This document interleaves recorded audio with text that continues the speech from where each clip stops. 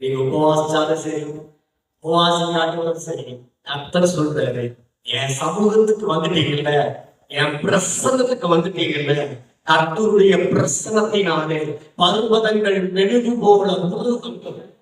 சங்கீதம் 97:4 சொல்லுது, கர்த்தருடைய பிரசனத்துக்குள்ள வந்திருக்கிற உங்களுடைய வாழ்க்கையில எல்லா சிறைகளையும் கர்த்தர் இன்றைக்கு மாற்ற கர்த்தருடைய வார்த்தை, கர்த்தருடைய பிரசனம் அதை செய்ய.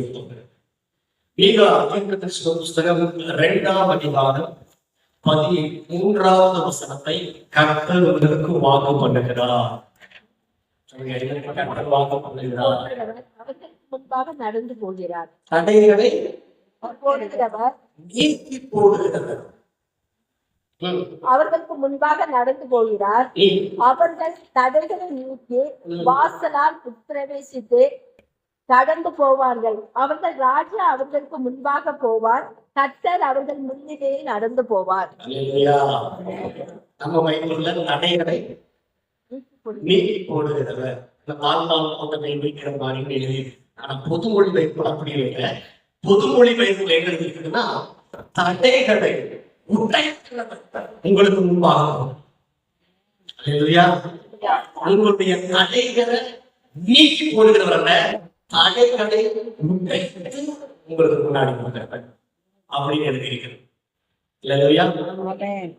அந்த வசனத்துல யூத ஜனங்கள் பாபிலோனின் சிறையில் இருக்கிறார். அவர்களை சிறைப்பிடிக்கும் போது எப்படி சிறைப்பிடிச்சானா, யூதர்களை அந்த சாலமோனுடைய ஆலயத்தை இடிச்சு அங்கிருக்கிற எல்லா தங்கத்தையும் எடுத்துட்டு அங்கிருக்கிற யூத ஜனங்களை சிறுமைப்படுத்தி, அதாவது அவர்களை ஒட்டையடித்து அவர்களை நிர்வாணப்படுத்தி வெளியரங்கமாய் சங்கிலி போட்டு அவருடைய எதிராளியாக நேர்முகாக்க வச்சார். சிறை கொண்டு போனார். பிசாசு என்ன செய்வாங்கன்னா, முதல்ல திருடவும் பள்ளமும் அழிச்சும் பண்ணுகிறார். அதைத்தான் நேர்முகாக்க வச்சார். இஸ்ரவேல் ஜனங்களை, யூத ஜனங்களை அவர்கள் சிறுமைப்படுத்தினார். சிறைப்படுத்துறதுக்கு முன்னாடி செய்வாங்க. என்ன செய்வாங்கன்னா, முதல்ல உங்களுக்கு ஆதாரமா இருக்கிற எல்லாத்தையும் அவங்க ஆகிடுவாங்க. இரண்டாவது இந்த சரீரத்தை கிடைப்பான். மூணாவது சங்கிலி போட்டு உங்களை எடுத்திருப்போம். இதுதான் சிறையிருப்பு. இந்த சிறையிருப்பை மாற்றுவதற்காகத்தான் இயேசு இந்த பூமிக்கு வந்தார்.